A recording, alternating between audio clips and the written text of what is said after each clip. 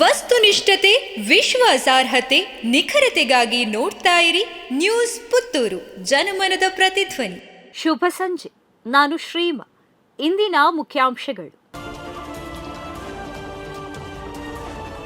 ಅಕ್ಷಯ ತೃತೀಯದಂದು GL ಆಚಾರ್ಯ ಜುವೆಲರ್ಸ್ನಲ್ಲಿ ಗ್ರಾಹಕರಿಂದ ಉತ್ತಮ ಸ್ಪಂದನೆ. ಅಕ್ಷಯ ತೃತೀಯ ದಿನವಾದ ಬುಧವಾರ ಪುತ್ತೂರು ಜಿಎಲ್ ಆಚಾರ್ಯ ಜುವೆಲರ್ಸ್ನಲ್ಲಿ ಭರಪೂರ ಗ್ರಾಹಕರಿಂದ ಉತ್ತಮ ಸ್ಪಂದನೆ ಸಿಕ್ಕಿದೆ. ಸಂಸ್ಥೆಯಲ್ಲಿ ಅಕ್ಷಯ ತೃತೀಯ ಶುಭ ದಿನದಂದು ಉತ್ತಮ ಕೊಡುಗೆಗಳನ್ನು ನೀಡಲಾಗಿತ್ತು. ಈ ಕೊಡುಗೆಗಳಿಗೆ ಉತ್ತಮ ಸ್ಪಂದನೆ ವ್ಯಕ್ತವಾಗಿದ್ದು, ಗ್ರಾಹಕರು ಭಾರೀ ಸಂಖ್ಯೆಯಲ್ಲಿ ಸೇರಿದ್ದಾರೆ. ಆಯುರ್ವೇದ ಎಂಡಿ ಪರೀಕ್ಷೆಯಲ್ಲಿ ಡಾಕ್ಟರ್ ಮೇಘಶ್ರೀ ಬಿಗೆ 2ನೇ ರ್ಯಾಂಕ್.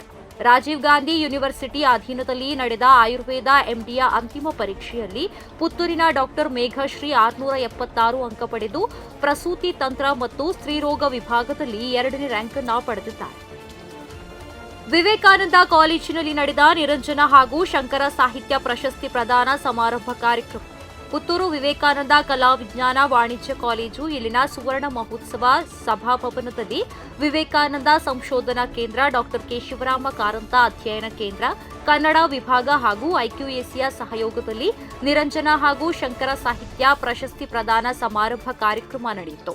ಖ್ಯಾತ ಬರಹಗಾರ ಹಾಗೂ ಸಾಹಿತಿ ಡಾಕ್ಟರ್ ಬಾಬು ಕೃಷ್ಣಮೂರ್ತಿ ಹಾಗೂ ಬಹುಭಾಷಾ ವಿದ್ವಾಂಸ ಡಾಕ್ಟರ್ ಡಿ ಸದಾಶಿವ್ ಭಟ್ ಪಳ್ಳು ಅವರಿಗೆ ನಿರಂಜನ ಪ್ರಶಸ್ತಿಯನ್ನ ನೀಡಿ ಗೌರವಿಸಲಾಯಿತು. ಸಮುದ್ರ ಮಾರ್ಗದಲ್ಲಿ ಶತ್ರುಗಳು ನುಸುಳುವ ಶಂಕೆ. ಉಡುಪಿಯಲ್ಲಿ ಬೋಟ್ಗಳ ತೀವ್ರ ಶೋಧ. ಪಹಲ್ಗಾಮ್ನಲ್ಲಿ ಪ್ರವಾಸಿಗರ ಮೇಲೆ ಉಗ್ರರ ದಾಳಿ ನಂತರ ಕರ್ನಾಟಕ ಕರಾವಳಿಯಲ್ಲಿ ಕರಾವಳಿ ಕಾವಲು ಪೊಲೀಸರ ಕಟ್ಟೆಚ್ಚರ ವಹಿಸಿದೆ. ಕರಾವಳಿ ಮೂಲಕ ಭಯೋತ್ಪಾದಕ ಚಟುವಟಿಕೆ ಸಾಧ್ಯತೆಯ ಅನುಮಾನ ಕಾರಣ ಕರಾವಳಿ ಕಾವಲು ಪೊಲೀಸರು ಕಣ್ಗಾವಲು ಹೆಚ್ಚಿಸಿದ್ದಾರೆ.